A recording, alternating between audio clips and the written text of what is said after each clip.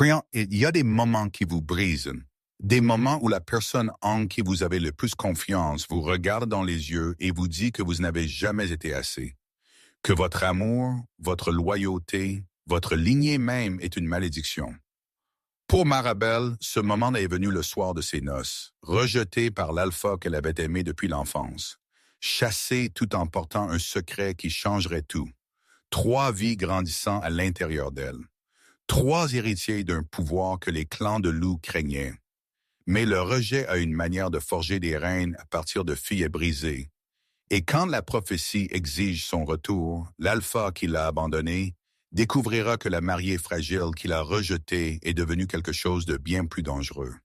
Une reine de givre-feu, une mère de légende, et une femme qui n'a plus besoin de son acceptation. Ceci est son histoire. Avant de continuer, veuillez vous abonner à la chaîne et commenter d'où vous regardez. La lune d'automne pendait lourdement sur les terres de la meute de Stonecrest, projetant une lumière argentée sur les terrains de cérémonie, où des centaines de loups s'étaient rassemblés pour témoigner de l'union de leur alpha et de sa compagne liée. Marbelle se tenait au centre de la grande salle, sa robe de mariée flottant autour d'elle comme de l'eau au clair de lune. Le tissu avait été tissé par les femmes les plus âgées de la meute, incrusté de symboles de fertilité et de force. Elle s'était sentie belle quand il l'avait habillée, s'était sentie choisie, s'était sentie aimée. Maintenant, 3 heures après la cérémonie, elle ne sentait rien d'autre que le froid. La célébration avait pris fin brusquement. L'Alpha Thorn lui avait serré la main, son toucher doux, mais ses yeux distants, et l'avait éloigné de la danse et de la musique. Elle avait supposé qu'il était impatient d'être seul avec elle. Son cœur avait battu la chamade avec nervosité et anticipation. Au lieu de cela, il l'avait amené ici à la chambre du conseil. 6 anciens étaient assis en demi-cercle, leurs visages burinés graves à la lumière du feu. Le père de Thorn, l'ancien alpha, se tenait parmi eux, ainsi que Gavern, le conseiller en chef de la meute, dont les yeux avaient toujours rendu Marbelle mal à l'aise. Thorn. Sa voix sortit plus petite qu'elle ne l'avait voulu. Que se passe-t-il? Son nouveau mari ne croiserait pas son regard. Il se tenait rigide à côté d'elle, chaque muscle tendu. La chaleur qu'il lui avait montrée pendant leur cours, la tendresse qu'il avait murmurée pendant leurs vœux, il y a quelques heures, avait disparu comme la brume et le soleil. Gavern s'avança. C'était un homme mince, aux cheveux argentés, bien qu'à peine âgé de 50 ans avec des yeux comme des éclats de glace. Marabelle de la lignée Givrefeu, commença-t-il, sa voix formelle et froide. Nous avons convoqué ce rassemblement parce que des informations ont été révélées. Des informations qui changent tout. Son estomac se tordit. Quelles informations? Votre lignée. Les mots vinrent du père de Thorn, l'ancien Crowan. Nous avons découvert des textes dans les vieilles archives, des prophéties et des avertissements concernant les loups Givrefeu. Le souffle de Marbelle se coupa. Elle savait que sa famille était rare. Sa mère était morte quand Marbelle était jeune, et son père l'avait élevée seule, lui apprenant à cacher le chatoiement bleu argenté distinctif de sa forme de louve. Les loups Givrefeu étaient presque éteints, chassés il y a des générations pour des raisons que son père n'avait jamais entièrement expliquées. Ma lignée n'a rien à voir avec. Cela a tout à voir avec cette union, Gall interrompit brusquement. Les textes anciens parlent des loups Givrefeu comme des annonciateurs de chaos. Votre espèce a failli détruire les clans il y a 300 ans. Ils maniaient des pouvoirs qui pliaient l'ordre naturel. Des pouvoirs qui rendaient des loups fous. Ce n'est pas vrai. Marbelle se tourna vers Thorn, désespéré. Tu me connais. Tu sais que je ne ferai jamais. Portes-tu le pouvoir? La question de Crowan traversa la pièce comme une lame. Marbelle hésita. Elle n'avait jamais manifesté aucune capacité au-delà de la transformation normale. Mais son père lui avait raconté des histoires, lui avait murmuré que lorsque le moment serait venu, quand elle en aurait vraiment besoin, le don Givrefeu s'éveillerait. « Je ne sais pas, admit-elle. Je n'ai jamais assez. » La voix de Gavin était définitive. « Nous ne pouvons pas risquer la sécurité de la meute sur l'incertitude. Les textes sont clairs. Les loups givre-feu ont apporté l'hiver et l'été. Ils ont gelé les ennemis de l'intérieur. Ils ont brisé les liens de meute et ont rendu les alphas fous. Thorn, s'il te plaît. Marbell tendit la main de son compagnon. Dis-leur que c'est insensé. Nous sommes liés maintenant. Compagnons liés. La lune elle-même nous a choisis. Finalement, Thorn la regarda. Ce qu'elle vit dans ses yeux sombres brisa quelque chose de fondamental à l'intérieur de sa poitrine. Du regret, mais aussi de la résolution. Le conseil a conseillé que nous ne pouvons pas procéder avec ce lien, dit-il calmement. Le monde bascula. Quoi? Le mot passa à peine ses lèvres. Je suis désolé, Marabelle. Sa mâchoire se serra. Mais je suis alpha d'abord. Mon devoir est de protéger cette meute. S'il y a même une chance que votre lignée puisse apporter du mal, vous me rejetez. Sa voix monta, l'incrédulité et l'horreur l'inondant le soir de nos noces. Après les vœux, après la cérémonie, le lien n'a pas été consommé, dit Gavin froidement. Par conséquent, il peut encore être rompu sans dommage permanent à l'alpha. Sans dommage permanent à l'alpha. Comme si elle n'avait aucune importance du tout. Les jambes de Marbell tremblèrent. Elle voulait crier, s'enrager, se transformer et leur montrer qu'elle n'était pas une menace. Mais le choc l'avait paralysée. Cela ne pouvait pas arriver. Thorn l'aimait. Il l'avait courtisée pendant 2 ans. Il avait défié les préoccupations initiales de son père concernant sa lignée mystérieuse. Il s'était tenu devant toute la meute et avait juré sa loyauté éternelle. Moi, Thorn Blackidge, alpha de la meute Stonecrest. Sa voix était ferme, formelle. Répétez. Je te rejette, Marbell Frostmar, comme ma compagne et Luna. Les mots la frappèrent comme des coups physiques.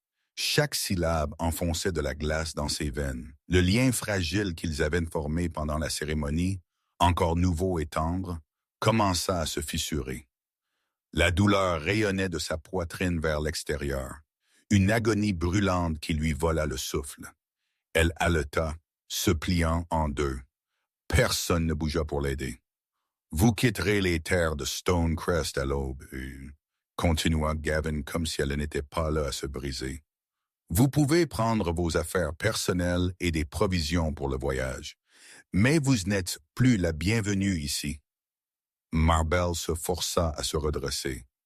Les larmes brouillaient sa vision, mais elle refusa de les laisser tomber. Pas ici, pas devant ces hommes aux yeux froids qui décidaient de son destin sans même lui donner la chance de se défendre. Elle regarda Thorn une dernière fois, chercha sur son visage le moindre indice de l'homme qui avait promis de l'aimer pour toujours. « Tu es un lâche, murmura-t-elle. » Son expression vacilla. Juste un instant, elle vit de la douleur dans ses yeux. Mais il ne dit rien. Marbell se retourna et quitta la chambre du conseil. Ses jambes se sentaient déconnectées de son corps. Les couloirs de la maison de la meute, qui avaient semblé si grands et accueillants quelques heures auparavant, se sentaient maintenant comme une prison. Elle atteignit la pièce qu'ils avaient préparée pour elle, les quartiers de la Luna, avant que le premier sanglot ne lui arrache la gorge. L'espace était magnifique, meublé de riches tissus et de bois sculptés. Un lit nuptial couvert de fourrure et de soie. Des bougies avaient été allumées, des pétales de roses dispersés. Quelqu'un avait préparé cette pièce pour une nuit de noces pleine d'amour et de joie. Au lieu de cela, Marbell s'effondra à genoux et pleura. La fracture du lien la brûla comme un feu de forêt. Sa louve hurla d'angoisse, sentant la rupture de quelque chose qui aurait dû être permanent. Les compagnons liés étaient sacrés. La déesse de la lune elle-même les avait marqués l'un pour l'autre, et Thorn l'avait jeté par peur, à cause de préjugés anciens et de prophéties paranoïaques. Des heures passèrent. Marabelle n'était pas sûr combien. Finalement, les larmes s'arrêtèrent. La douleur ne s'arrêta pas, mais elle se transforma en quelque chose de gérable. Une douleur constante plutôt qu'une agonie aiguë. Elle se leva sur des jambes tremblantes et commença à faire ses bagages. Elle n'avait pas grand-chose. La plupart de ses affaires étaient encore au chalet de son père, à la lisière des terres de la meute. Mais il y avait quelques objets ici. La robe qu'elle avait portée à la cérémonie de cour, une cape que Thorne lui avait donnée l'hiver dernier. Elle jeta la cape dans la cheminée et la regarda brûler. Alors qu'elle pliait la robe, une vague de nausée la frappa. Marabelle se figea. La nausée avait commencé il y a 3 semaines. Elle avait supposé que c'était le stress du mariage, mais il y avait eu d'autres signes aussi. Sang accru, épuisement, et son cycle était en retard. Non. Avec des mains tremblantes, elle pressa ses paumes contre son bas-ventre, atteignit l'intérieur avec ses sens de louve, cherchant et les trouva. 3 minuscules étincelles de vie, à peine formées, mais indubitablement là. 3 battements de cœur flottant comme des oiseaux piégés. Ô déesse! Marbell s'effondra sur le lit. Elle était enceinte de triplés. Les enfants de Thorne, les enfants d'une compagne rejetée et d'un loup givre-feu. Son esprit s'emballa. Elle devrait le lui dire. Cela changeait tout. Sûrement, quand il saurait pour les bébés, il reconsidérerait. Les petits étaient sacrés. C'étaient ses héritiers. Mais même alors que la pensée se formait, où elle connaissait la vérité, le conseil verrait sa grossesse comme une confirmation de leur pire crainte. Héritiers givre-feu. 3 d'entre eux. Ils lui prendraient les enfants au moment de leur naissance. Les élèveraient comme des loups de Stoner, leur apprenant à haïr et à craindre la lignée de leur mère. Ou pire, ils pourraient voir les petits comme trop dangereux pour vivre. Une clarté froide s'installa sur Marbell. Elle ne pouvait le dire à personne, ne pouvait pas rester. Elle devait disparaître complètement. Au moment où les premiers rayons de l'aube touchaient l'horizon, Marbell avait rassemblé ses maigres affaires et s'était échappé de la maison de la meute. Les terrains étaient calmes. La plupart des loups se remettaient encore de la célébration, inconscients que leur nouvelle Luna avait été chassée dans la nuit. Elle se transforma en sa forme de louve, sentant l'attirance et l'étirement familier du changement. Sa louve givre-feu était plus petite que la plupart, bâtie pour la vitesse et l'endurance plutôt que pour la bataille. Sa fourrure chatoyait d'un bleu argenté dans la lumière du matin, belle et accablante. Marbell courut. Et elle courut vers le nord, loin des terres de Stonecrest, loin de tout ce qu'elle avait connu. La forêt s'estompa autour d'elle. Des larmes qu'elle ne pouvait pas verser sous forme de louve brûlaient derrière ses yeux. Mais elle ne ralentit pas. La blessure du lien dans sa poitrine palpitait à chaque battement de cœur. Et en dessous, ces 3 minuscules étincelles pulsaient. 3 raisons de continuer. 3 vies dépendant de sa force. Elle ne savait pas où elle allait. N'avait pas de plan au-delà de s'éloigner le plus possible de Thorne et de son conseil maudit. Mais à mesure que le soleil montait plus haut et que le territoire de Stonecrest s'estompait derrière elle, Marbell se fit une promesse. Elle survivrait à cela. Elle protégerait ses enfants et elle ne laisserait plus jamais personne la faire se sentir sans valeur. Les étendues sauvages du Nord étaient dangereuses, remplies de loups solitaires et de pires choses. Mais en ce moment, Marbell préférerait affronter 1000 solitaires plutôt que de passer un autre moment dans un endroit qu'il avait rejeté si complètement. Elle courut jusqu'à ce que ses pattes saignent, courut jusqu'à ce que l'épuisement la force à s'arrêter. Quand elle s'effondra finalement dans une petite grotte, cachée par un sous-bois dense, elle reprit sa forme humaine et se permit de pleurer une fois de plus. Cette fois, elle plaça ses mains sur son ventre en pleurant. « Je suis désolée », murmura-t-elle aux minuscules vies grandissant à l'intérieur d'elle. « Je suis désolée que votre père soit un lâche. Je suis désolée que vous grandissiez sans meute. Mais je vous promets que si. Je vous aimerai assez pour tout un clan. Je vous protégerai avec tout ce que je suis. Et je ferai en sorte que vous ne ressentiez jamais la douleur du rejet. » À l'extérieur de la grotte, le vent murmurait à travers les arbres. Et qu'au plus profond de la poitrine de Marabelle, sous l'agonie du lien brisé, quelque chose d'autre remua. Quelque chose de froid et d'ancien. Quelque chose qui dormait depuis des générations. Son pouvoir de Javre-feu s'éveillant enfin. Maintenant, qu'est-ce qui surgirait des cendres de son rejet? Une louve brisée ou quelque chose que les clans n'avaient jamais vu auparavant? 3 mois s'étaient écoulés depuis que Marbell avait fui Stonecrest. 3 mois à survivre dans les territoires les plus rudes que les terres des loups avaient à offrir. Les étendues sauvages du Nord étaient à la hauteur de leur nom. Ces forêts étaient épaisses et enchevêtrées, le terrain accidenté et impitoyable. L'hiver arrivait tôt ici, et même à la fin de l'automne, le gel recouvrait le sol chaque matin. Marbell avait trouvé refuge dans une série de grottes près d'un ruisseau gelé. La plus grande grotte s'enfonçait profondément dans le flanc de la colline, protégée du vent et cachée par une cascade qui avait partiellement gelé en plaques de glace. Ce n'était pas confortable, mais c'était sûr, et la sécurité importait plus que le confort maintenant. Elle passa sa main sur son ventre gonflé. À 3 mois, la grossesse commençait à se voir. Son métabolisme de louve signifiait qu'elle se développait plus vite qu'un humain ne le ferait. Les triplés étaient forts, et elle pouvait les sentir bouger parfois, de doux frémissements qui la remplissaient d'émerveillement et de terreur à part égale. « Bonjour, petit », murmura-t-elle. Elle avait pris l'habitude de leur parler. Cela l'aidait avec la solitude. En 3 mois, elle n'avait pas vu une âme, n'avait pas voulu. Ici, elle était au-delà des politiques de meute et des prophéties. Ici, personne ne pouvait lui prendre ses enfants. Marbell se força à se lever. Les matins étaient les plus difficiles. Les blessures du lien lui faisaient encore mal, bien que l'agonie aiguë se soit estompée dans une douleur sourde. Elle avait entendu dire que les compagnes rejetées mouraient parfois de la douleur. D'autres devenaient bourrées, mais elle était toujours là, se battant toujours pour eux.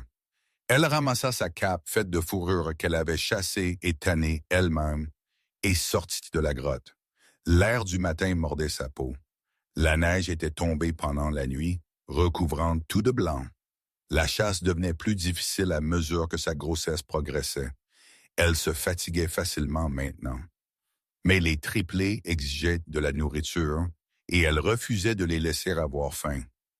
Marbell se transforma en sa forme de louve et commença à traquer. Sa louve givre-feu se déplaçait silencieusement dans la neige, le nez bas, cherchant une proie. Elle était devenue une meilleure chasseuse au cours de ces mois qu'elle ne l'avait jamais été à Stonecrest. La nécessité avait aiguisé ses compétences. Elle capta l'odeur de lapin et la suivit jusqu'à un petit terrier.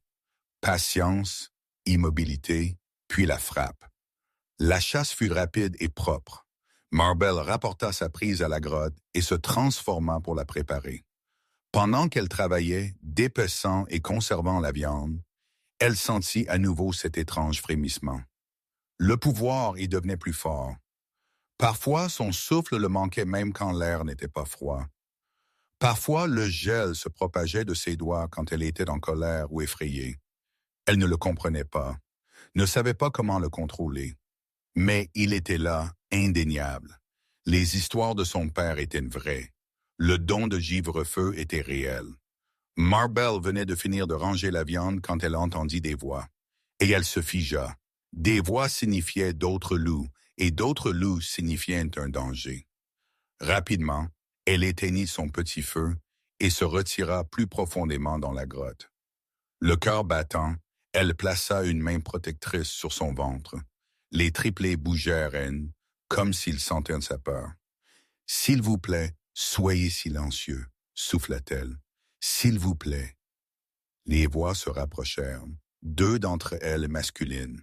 Rudes. « Je vous le dis, j'ai vu de la fumée plus tôt. » L'un dit ici, « Tu imagines des choses. » La seconde voix était dédaigneuse. « Non, regarde. » Des traces fraîches, le pouls de Marbell s'accéléra. Elle avait été si prudente, mais apparemment pas assez. Elle entendit des pas à l'entrée de la grotte, vit des ombres bouger contre la cascade couverte de glace. Quelqu'un est définitivement venu ici.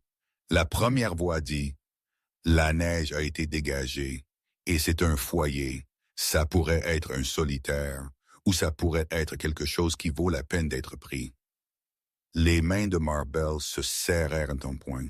Elle était piégée. La grotte n'avait qu'une seule entrée, et ses loups la bloquaient.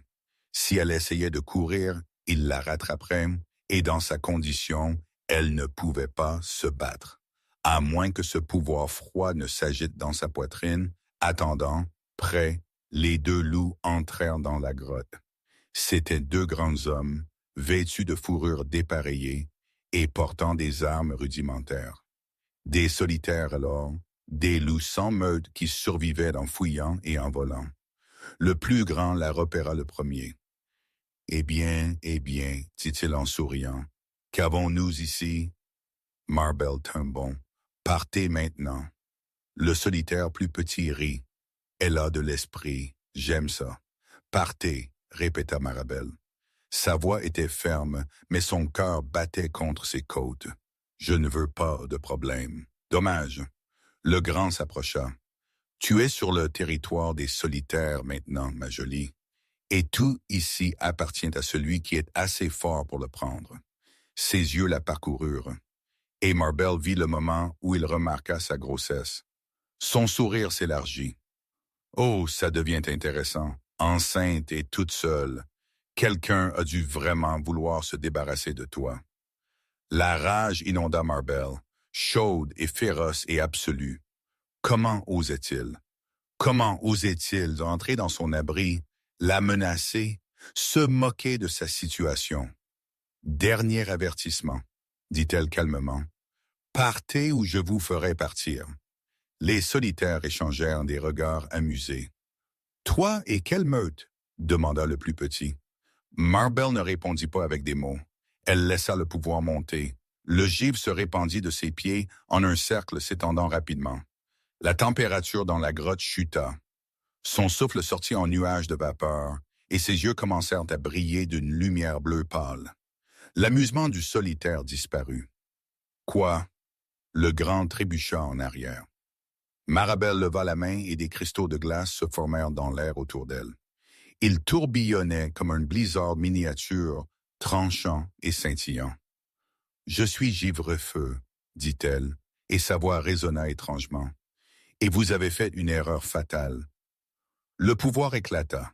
La glace jaillit de ses paumes en lances dentelées.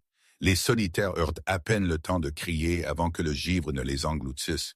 Cela ne les tua pas, réalisa Marbel de loin, mais cela les figea sur place. Les enferma dans la glace à partir de la taille. Ils la regardèrent avec une terreur absolue. Marbel les regarda en retour, choqué par ce qu'elle venait de faire. Le pouvoir se retira aussi vite qu'il était venu, la laissant haletante. La lumière bleue s'éteignit dans ses yeux, mais la glace demeura. « Allez, murmura-t-elle, libérez-vous si vous le pouvez, et allez dire à chaque solitaire de ces bois que ce territoire est réclamé. Dites-leur que la louve Givre-feu est ici et qu'elle ne montrera aucune pitié à ceux qui la menacent. » La glace craqua. Les solitaires se libérèrent et s'enfuirent, traversant l'entrée de la grotte dans leur panique. Marbel s'effondra à genoux. Ses mains tremblaient. La grotte était encore gelée, le givre recouvrant chaque surface. Elle avait fait cela. Elle avait manié un pouvoir qu'elle ne comprenait pas et avait failli tuer deux loups. Mais il l'aurait blessé ses bébés. Elle plaça à nouveau ses mains sur son ventre. Les triplés bougeaient, agités par la montée d'énergie. « C'est bon, murmura-t-elle, nous allons bien. Maman nous a gardés en sécurité, mais elle connaissait la vérité. Ce n'était que le début. Si des solitaires l'avaient trouvé, d'autres le feraient aussi. Le mot se répandrait et finalement quelqu'un viendrait qui n'aurait pas peur d'un peu de glace, à moins qu'elle ne les rende trop terrifiés pour essayer. Au cours des semaines suivantes, plus de solitaires apparurent. Certains étaient curieux des rumeurs d'une louve Givre-feu. D'autres venaient chercher une proie facile. Tous apprirent la même leçon. Marbel ne montrait aucune pitié. Elle ne tuait pas, mais elle n'avait pas à le faire. Une démonstration de son pouvoir était suffisante. Les loups qui venaient avec violence repartaient avec des engelures et des histoires d'une louve argentée aux reflets bleus qui commandait l'hiver lui-même. Mais d'autres venaient pour des raisons différentes. La première était une jeune femme nommée Brenna. Elle apparut à l'entrée de la grotte un soir, les mains levées en signe de paix. « Je ne veux aucun mal, cria Brenna. J'ai juste entendu dire qu'il y avait un endroit sûr ici. Pour les loups qui n'appartiennent nulle part ailleurs. Marbell l'étudia avec lassitude. Brenna était mince, ses vêtements en lambeaux. Elle semblait épuisée et effrayée. Qui vous a rejeté? Demanda Marbell calmement. Les yeux de Brenna s'écarquillèrent. Comment avez-vous? Je connais le regard. Marbell s'écarta. Entrez, il y a du ragoût. Cette nuit-là, autour d'un petit feu, Brenna raconta son histoire. Elle avait été chassée de sa meute pour avoir refusé de s'accoupler avec le mâle que son alpha avait choisi. Quand elle l'avait fui, il l'avait qualifiée de solitaire et avait envoyé des chasseurs à sa poursuite. « Je cours depuis 2 mois, dit Brenna doucement. Je suis si fatiguée. » Marabelle comprit cet épuisement dans ses os. « Vous pouvez rester, dit-elle. Si vous voulez, j'aurai besoin d'aide et de compagnie. » Les yeux de Brenna se remplirent de larmes. « Vraiment, vraiment, mais vous devez comprendre quelque chose. » Marbell rencontra son regard. « Je suis enceinte de triplés, et quand ils naîtront, ils seront la première priorité. Si vous avez un problème avec ça, je n'en ai pas. » Brenna sourit. « Je pense que c'est beau. Vous êtes très courageuse. » Courageuse n'était pas le mot que Marbell aurait choisi, mais elle accepta le compliment. D'autres suivirent. Un mâle plus âgé nommé Jackson, cicatrisé et amer, qui avait été exilé pour avoir parlé contre la corruption de son alpha. Une paire de frères et sœurs, Tove et Rune, orphelins lorsque leur meute avait été détruite par une guerre territoriale. Un par un, les parias trouvèrent leur chemin vers la grotte de Marbell, et un par un, elle les accueillit. Ce n'était pas une meute, pas officiellement, juste une collection lâche de loups qui n'avaient nulle part ailleurs où aller. Mais ils s'entraidaient, chassaient ensemble, partageaient des ressources et des histoires, et ils regardaient Marabelle. Elle n'avait pas demandé le leadership, mais il s'était naturellement installé sur ses épaules. Peut-être parce qu'elle avait été la première. Peut-être à cause de son pouvoir, qu'elle utilisait pour les protéger quand les dangers venaient, ou peut-être parce qu'elle comprenait ce que signifiait être chassée et avait décidé que personne sous sa protection ne ressentirait plus jamais cela. Au moment où Marabelle atteignit son 6e mois de grossesse, il y avait 12 loups vivant dans le réseau de grottes. Ils avaient fortifié la zone, créé des réserves de nourriture pour l'hiver à venir et établi un périmètre. « Nous avons besoin d'un nom, dit Jackson une nuit. Les autres solitaires nous appellent en quelque chose. Nous devrions le revendiquer nous-mêmes. »« Comment nous appellent-ils » demanda Marbell. « La meute havre de givre. » Marbell considéra une meute. Le mot faisait encore mal. Elle avait déjà été rejetée par une meute. Voulait-elle vraiment en construire une autre? Mais en regardant autour du feu ces loups qui étaient devenus sa famille, elle réalisa quelque chose. Ce n'était pas comme Stonecrest. C'était le sien. « Alors c'est ce que nous sommes, dit-elle, havre de givre, un lieu pour les rejeter, les oublier, ceux que les autres meutes ont jetés. » Brenna leva une tasse de tisane. Au havre de givre, au havre de givre, les autres firent écho. Cette nuit-là, Marbell reposait dans ses fourrures de couchage, les mains sur son ventre énorme, et sentait les triplés bouger. Ils étaient forts, actifs, se battant les uns les autres pour l'espace. Elle sourit. « Votre meute grandit, » leur murmura-t-elle. « Et quand vous naîtrez, vous aurez une famille qui vous attend.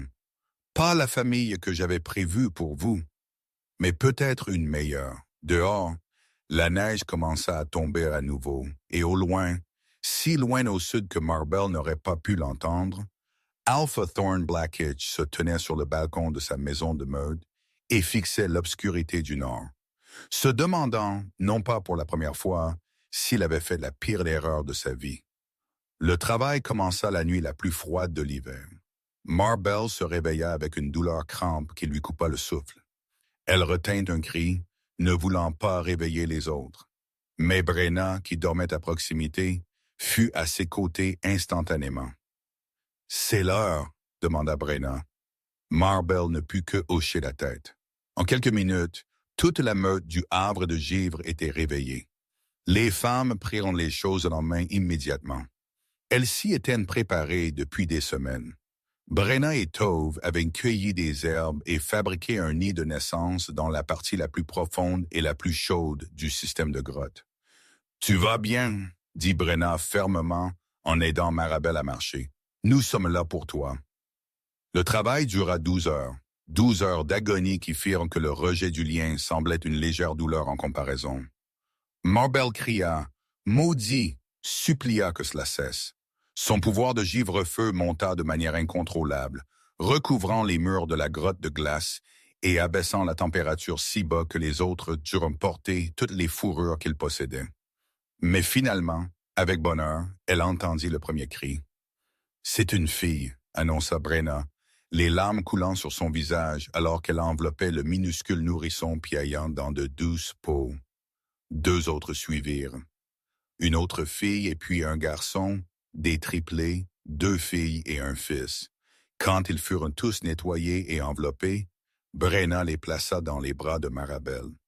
Marabelle regarda ses enfants et sentit son cœur se briser et se reformer au même instant. Ils étaient parfaits. La fille aînée avait une touffe de cheveux foncés et les traits forts de son père. La seconde était plus petite, délicate, avec des mèches de cheveux argentés qui la marquaient comme pur givre-feu. Et le garçon était quelque part entre les yeux de Marabelle et le menton déterminé de Thorne. « Bonjour, murmura Marabelle. « Bonjour, mes beaux bébés. » Les triplés se calmèrent au son de sa voix. 3 paires d'yeux, encore flous, se tournèrent vers elle.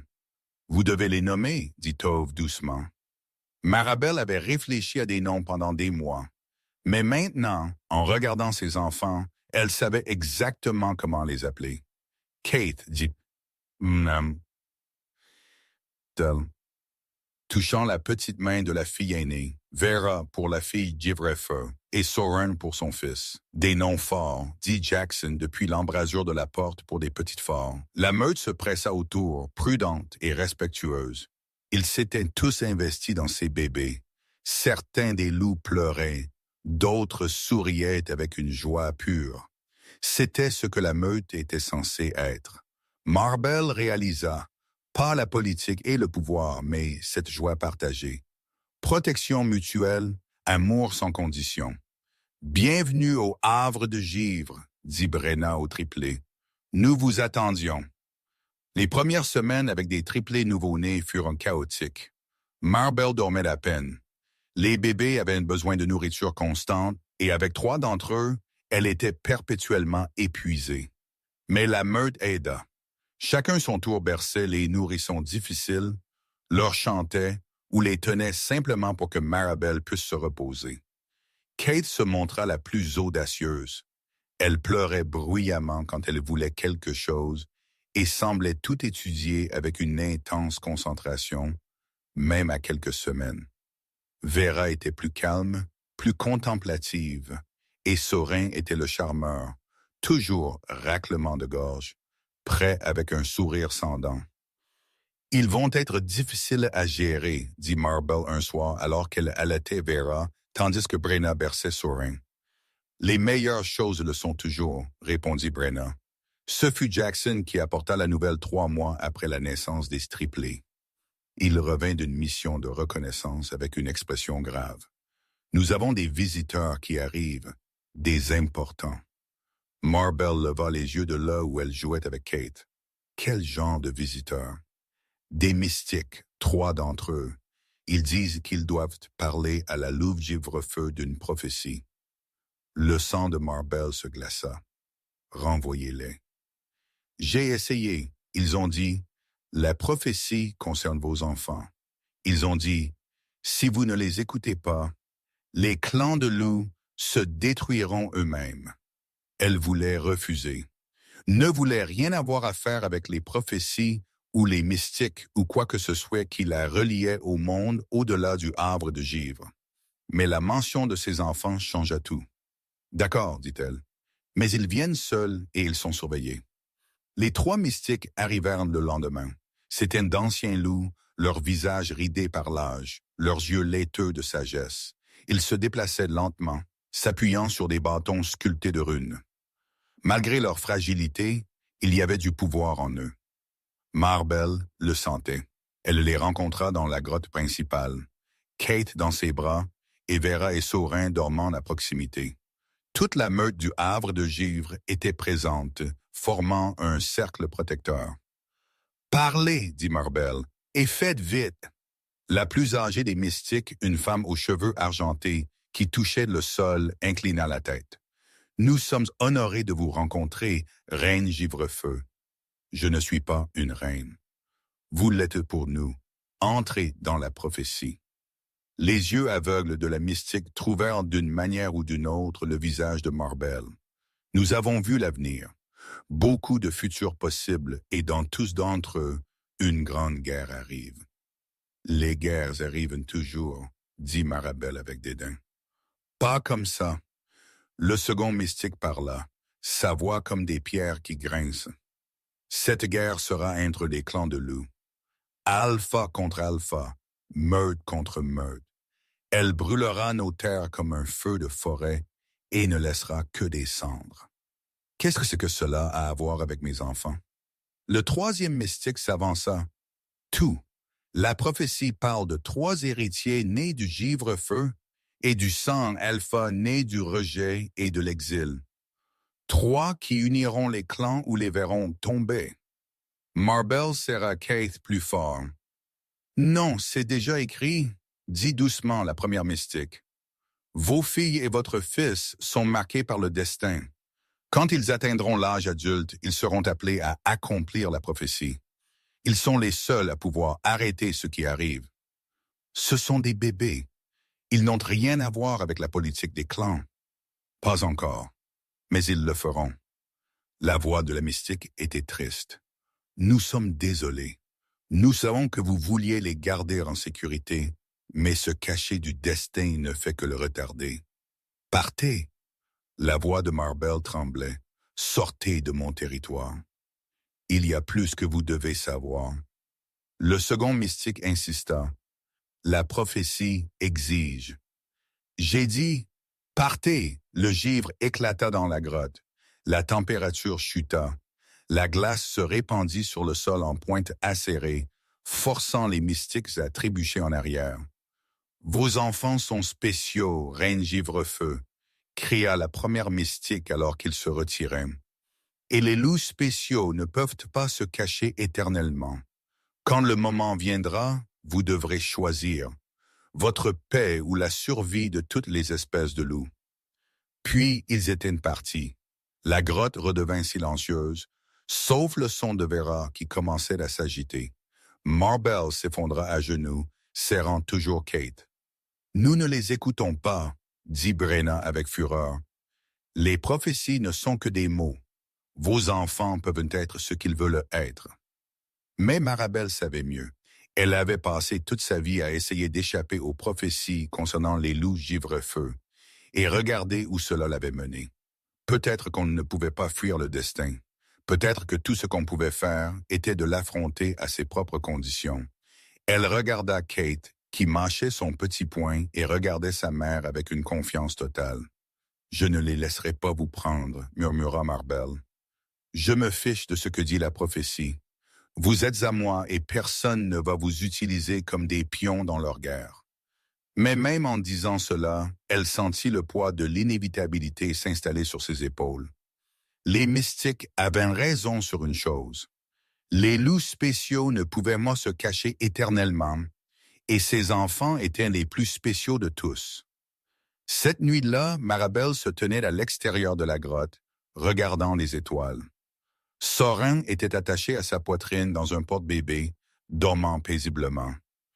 Les filles étaient à l'intérieur avec Brenna. « Je nous ai gardés en sécurité jusqu'à présent, » dit-elle à son fils endormi. « J'ai construit une maison, une meute, mais ce n'est pas suffisant, n'est-ce pas? Finalement, le monde viendra pour toi, pour tes sœurs, et je ne peux pas combattre le monde entier. » Saurin fit un petit bruit dans son sommeil. Sa petite main se referma autour de son doigt. « Je dois nous rendre plus forts, » décida Marbel. Le havre des givres doit être plus qu'un simple refuge. Il doit être une force, assez puissante pour que personne n'ose nous menacer. Ce fut un tournant. Marbelle s'était contentée de se cacher, de rester petite et inaperçue. Mais ses enfants méritaient mieux qu'une vie cachée. Ils méritaient un royaume, et elle leur en construirait un. À partir de demain, le havre de Givre se transformerait d'un groupe hétéroclite de parias en quelque chose que les clans de loups n'avaient jamais vu. Une vraie meute unie non par le sang ou le territoire, mais par le choix et la loyauté, dirigée par une reine Givrefeu et ses 3 héritiers prophétisés. Mais qu'est-ce qui grandissait dans les étendues sauvages du Nord? Un havre de parias, ou l'avenir qui ferait trembler les vieux clans. 5 ans changèrent tout. Le havre de Givre n'était plus une collection de grottes abritant des parias désespérés. Il était devenu un établissement florissant creusé à flanc de montagne. Des structures solides faites de bois et de pierre se dressaient là où il y avait eu des tentes. Des terrains d'entraînement occupaient la clairière centrale. De la fumée s'élevait de plusieurs foyers, portant l'odeur des repas communautaires. La meute avait grandi aussi. La nouvelle s'était répandue à travers les réseaux de solitaires, concernant un endroit où les loups rejetés pouvaient trouver leur place. Ils vinrent d'abord en petits groupes, puis en flots. Au moment où Kate, Vera et Sorin eurent 5 ans, le havre de Givre comptait près de 80 loups, et au centre de tout cela se trouvait Marbelle. Elle avait autant changé que sa maison. La fille effrayée qui avait fui Stonecrest était partie, remplacée par une femme d'acier et de glace. Elle avait appris à manier son pouvoir de Givrefeu avec précision, appris à diriger avec une compassion ferme, appris à prendre des décisions difficiles et à vivre avec les conséquences. Sa meute l'appelait reine. Elle avait cessé de protester contre le titre. Ce matin, elle se tenait sur les terrains d'entraînement, regardant ses enfants s'entraîner avec Jackson. À 5 ans, les triplés montraient déjà des signes de grandeur. Kate se battait avec une détermination féroce, sa petite épée d'entraînement en bois frappant fort et vite. Elle avait l'esprit tactique de son père, pensant toujours 3 coups à l'avance. Sa forme de louve, quand elle se transformait, était la fourrure foncée et puissante. Vera était plus petite, plus délicate, mais elle avait hérité de toute la force du don de Givrefeu. Sa forme de louve chatoyait d'un bleu argenté comme celle de Marbelle. Et quand elle devenait émotionnelle, le givre se répandait de ses mains juste comme sa mère. Elle apprenait le contrôle, mais c'était un combat. Sorin était l'équilibre entre ses sœurs. Fort mais réfléchi, rapide mais prudent, son loup était un beau mélange de fourrure foncée et argentée, et il avait un charisme naturel qui attirait les autres à lui. « Encore » demanda Kate après que Jackson l'ait désarmé pour la 3e fois. « Tu te fatigues » dit Jackson. « Fais une pause. »« Je vais bien. » Mais même en parlant, Kate trébucha. Vera fut immédiatement aux côtés de sa sœur. « Kate, tu as besoin de te reposer. »« Ne me dis pas quoi faire, » répondit Kate, se retirant brusquement. Les sœurs se lancèrent des regards furieux. Cela arrivait plus souvent dernièrement.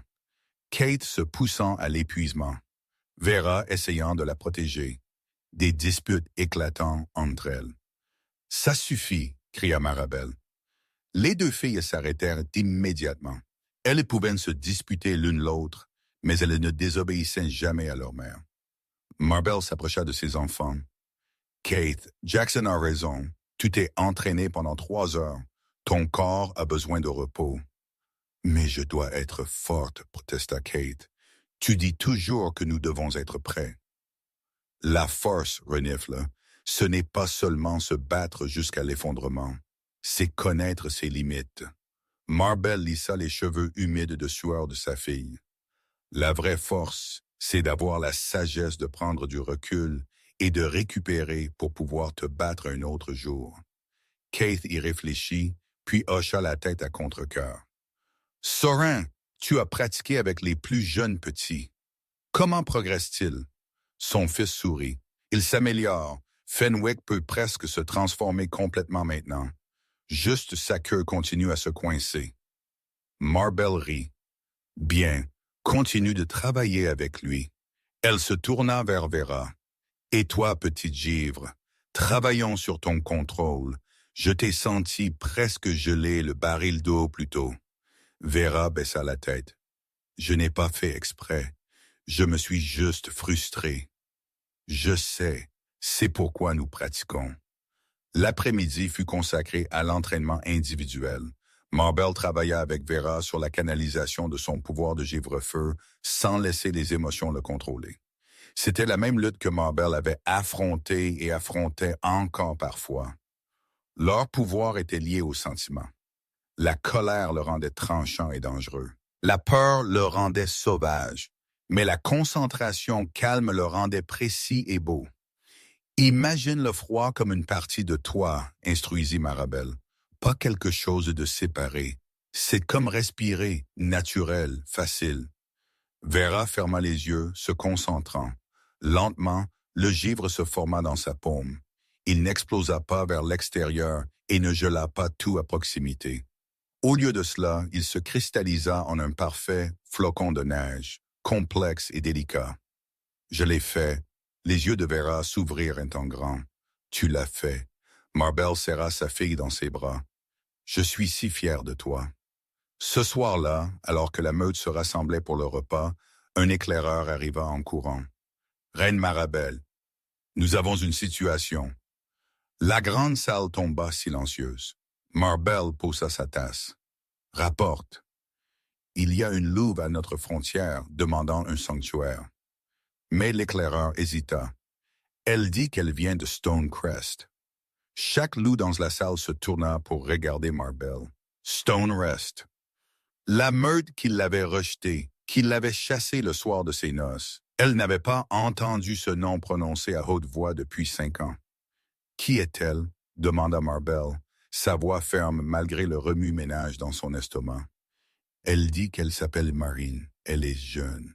Peut-être 19 ans et elle est... L'éclaireur jeta un coup d'œil au triplé qui écoutait attentivement. Elle est gravement blessée. Marbell ferma brièvement les yeux. C'était pour cela qu'elle avait construit le havre de givre, pour offrir un sanctuaire aux loups qui en avaient besoin. Mais Stonecrest, faites-la entrer, dit-elle avec précaution, et demandez à Brenna de préparer la salle de guérison. Marin fut transportée sur une civière 20 minutes plus tard. Elle était jeune, comme l'avait dit l'éclaireur, jolie, avec des cheveux couleur cuivre et une touche de tache de rousseur.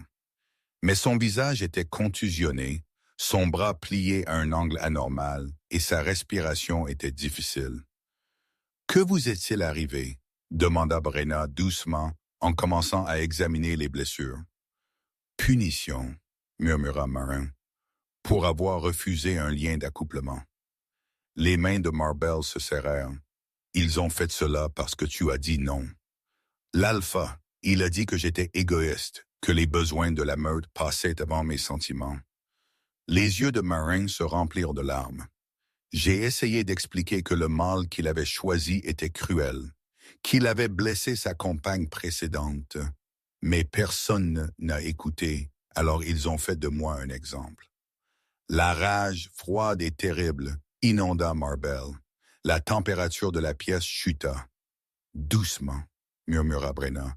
« La fille a besoin de chaleur, pas d'un gel. » Marabelle se força à respirer, à repousser la colère, mais elle bouillonnait sous sa peau, attendant.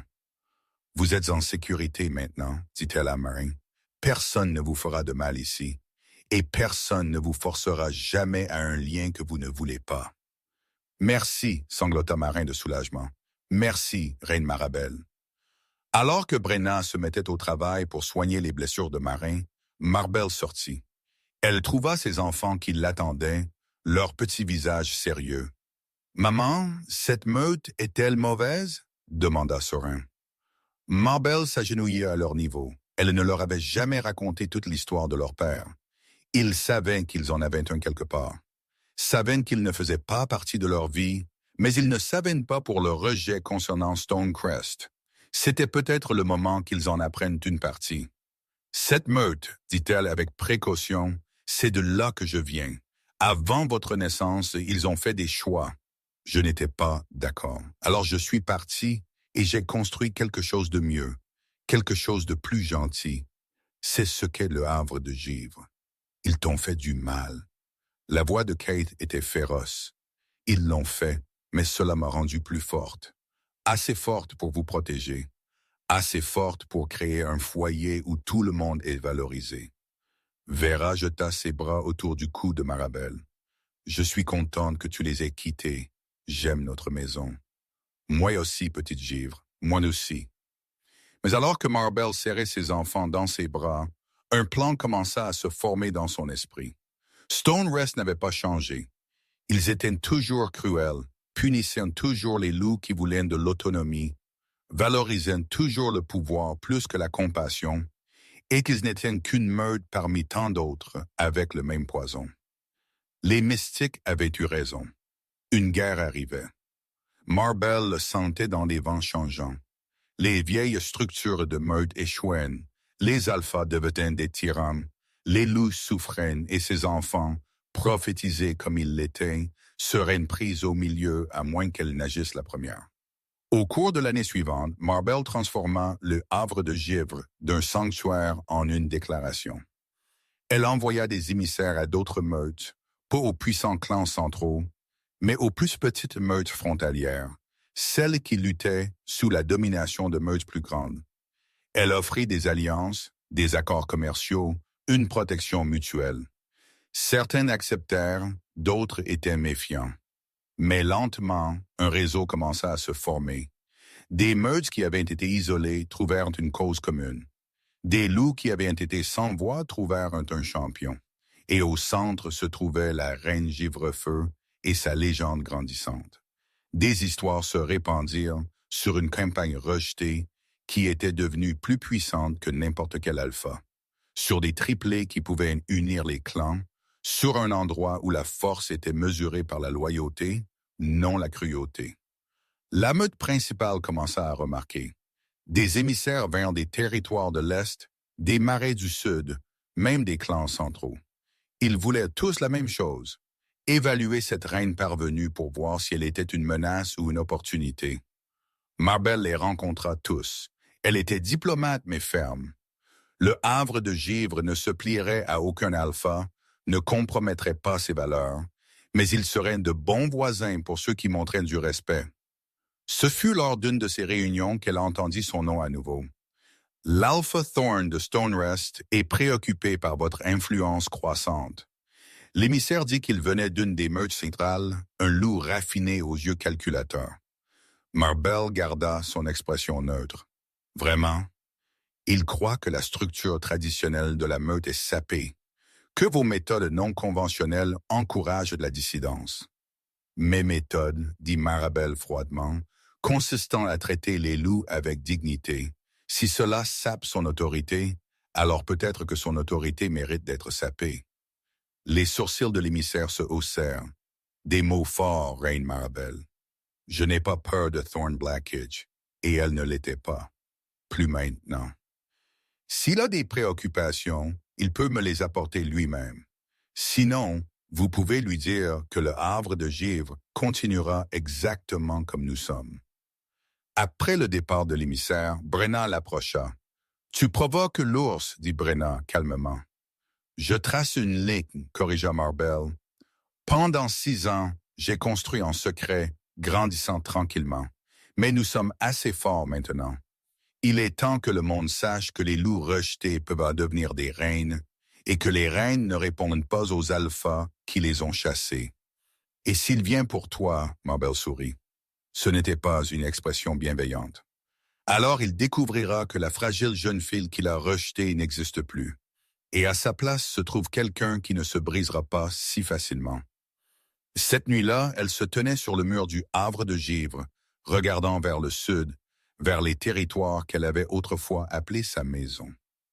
Ses enfants la trouvèrent là, comme ils le faisaient souvent.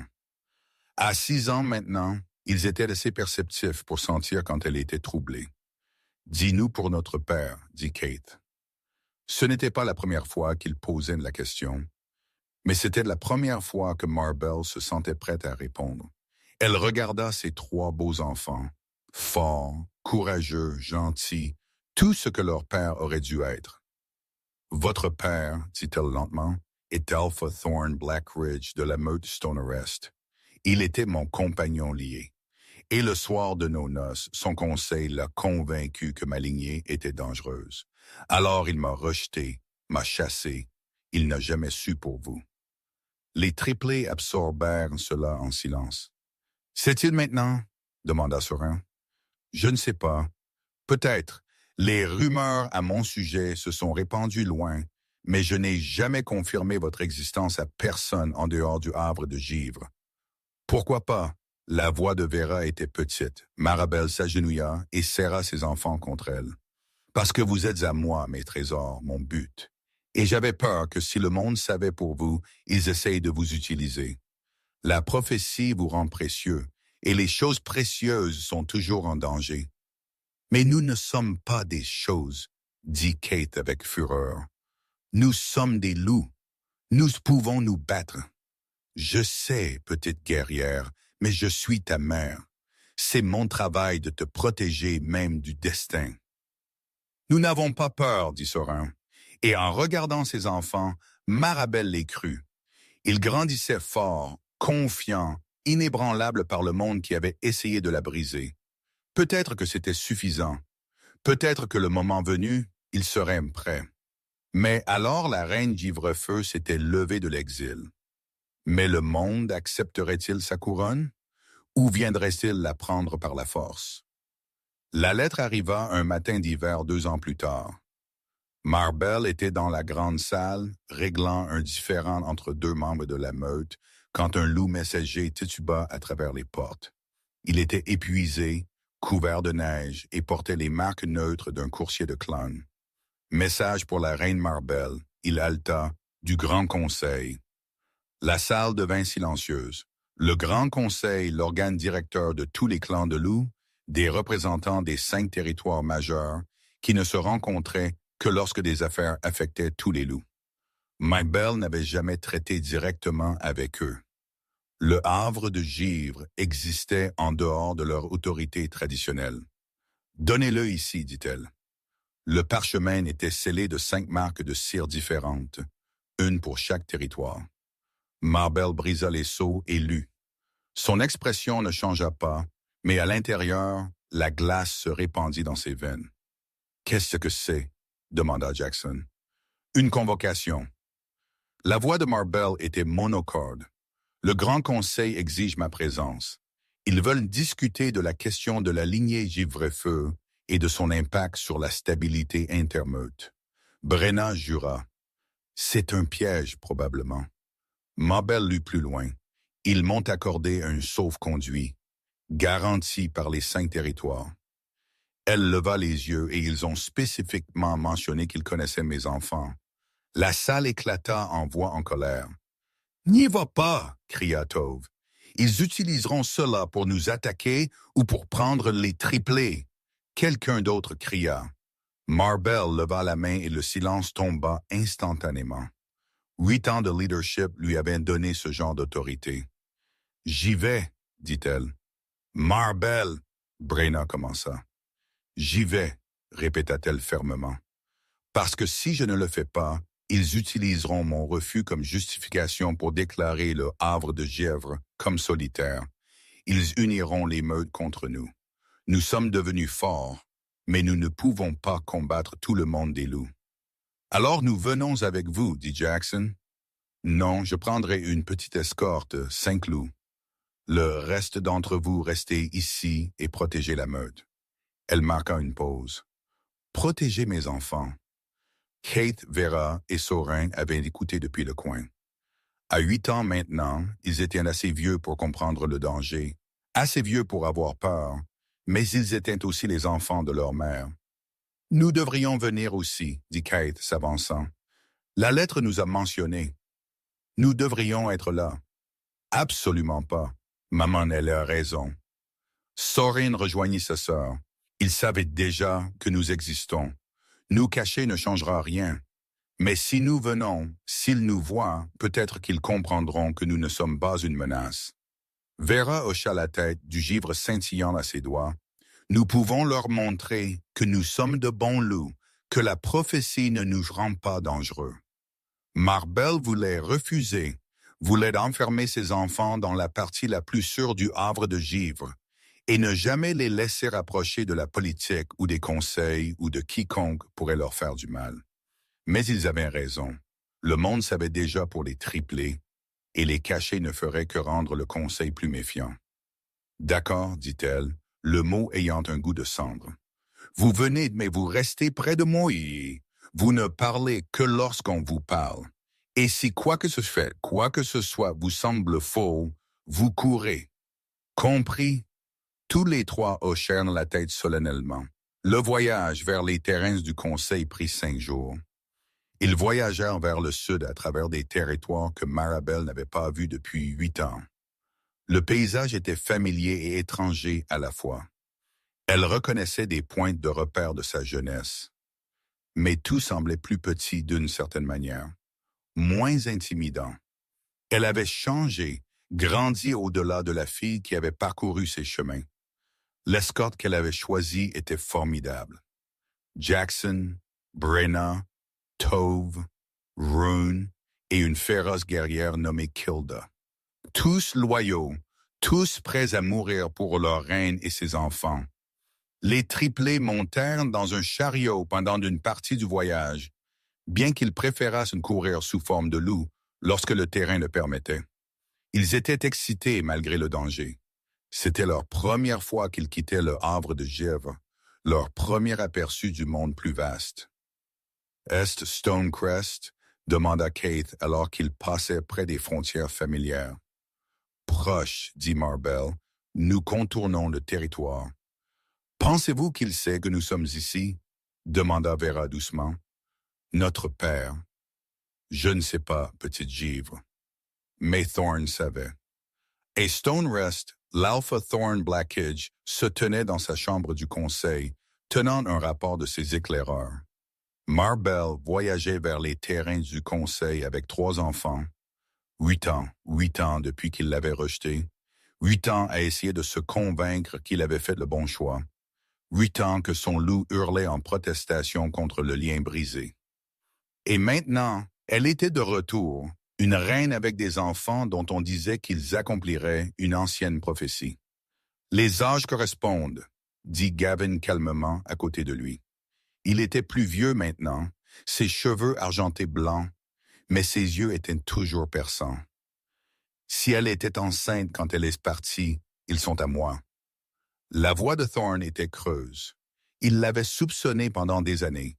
Le timing était trop parfait et les descriptions des enfants, aussi rares soient-elles, mentionnaient des traits qui n'auraient pu venir que de leurs 2 lignées.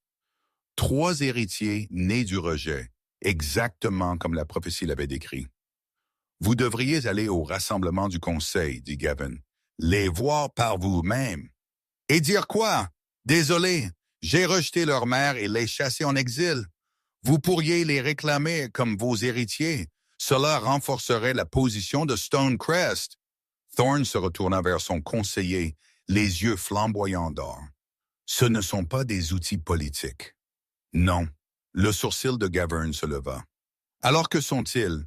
Parce qu'en ce moment, ils sont la clé d'une prophétie qui pourrait remodeler le monde des loups.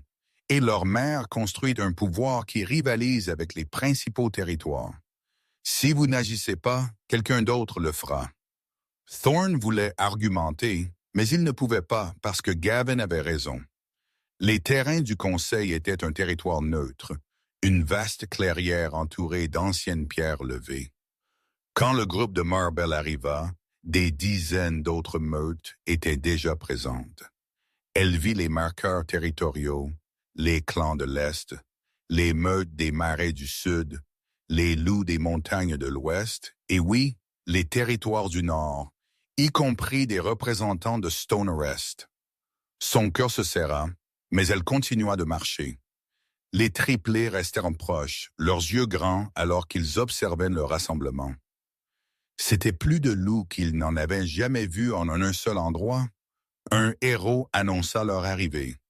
Reine Marabel du Havre de Givre et ses héritiers. Héritiers, pas enfants. Le mot était délibéré.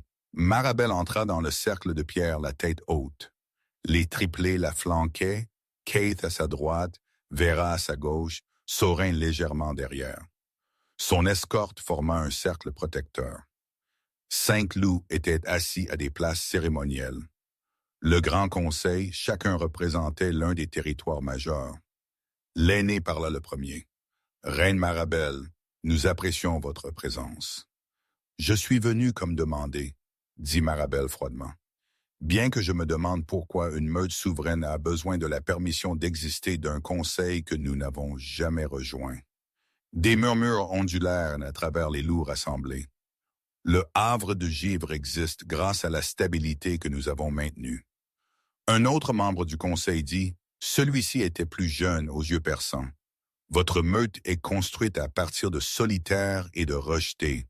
Cela fait de vous notre préoccupation. » « Ma meute est construite à partir de loups qui méritaient mieux que ce qu'ils ont reçu, » rétorqua Marabelle. « Et la dernière fois que j'ai vérifié, offrir un sanctuaire n'était pas un crime. Ça l'est quand cela déstabilise d'autres meutes. » Le troisième membre du conseil se pencha en avant. « Nous avons eu des rapports de loups quittant les meutes établies pour rejoindre la vôtre, prenant des ressources, créant des tensions. Des loups choisissant de quitter des situations oppressives pour de meilleures, » corrigea Marabelle. « Je ne force personne à venir au havre de givre. Ils nous choisissent parce que nous les traitons avec respect. » Le quatrième membre du conseil, une femme aux yeux gentils, parla plus doucement. « Nous ne sommes pas ici pour vous attaquer, Reine Marabelle. Nous sommes ici à cause de la prophétie et parce que vos enfants représentent quelque chose qui pourrait tout changer. » Tous les yeux se tournèrent vers Keith, Vera et Sorin. Les triplés se tinrent droit, refusant d'être intimidés. Le cœur de Marabelle gonfla de fierté. « Mes enfants, » dit-elle fermement, « ne sont pas sujets à discussion du conseil. Ils ont 8 ans. Ils sont les héritiers prophétisés, » dit le 5e membre du conseil. « Nés du givre-feu et du sang alpha, nés du rejet. 3 qui uniront les clans ou les verront tomber. Vous ne pouvez pas le nier. Je ne nie rien, mais je ne vous laisserai pas les utiliser comme des pions. Personne ne veut les utiliser. » La femme aux yeux gentils se leva. « Nous voulons les protéger. La prophétie parle d'une grande guerre. Si nous ne nous préparons pas, si nous ne travaillons pas ensemble. »« Alors travaillez ensemble, » interrompit Marabelle. « Cessez d'opprimer les membres de votre meute. Cessez de punir les loups qui veulent de l'autonomie. Créez le genre de stabilité qui ne nécessite pas une prophétie pour être maintenue. Mes enfants ne devraient pas avoir à vous sauver de vous-même. » Le silence tomba. Il fut brisé par une voix que Marabelle n'avait pas entendue depuis 8 ans. « Elle a raison. » Thorn Blackidge entra dans le cercle. Le souffle de Marabelle se coupa. Il avait la même apparence. Plus vieux, peut-être plus marqué par les soucis, mais toujours d'une beauté dévastatrice. Toujours le loup qui lui avait promis l'éternité et avait ensuite brisé son monde. Leurs yeux se rencontrèrent à travers le cercle. Un instant, la blessure du lien, cicatrisée mais toujours présente, s'enflamma. Douleur et désir et rage, tout s'en mêlait. Puis Marabelle détourna le regard. Elle ne lui donnerait pas la satisfaction de sa douleur. Plus maintenant.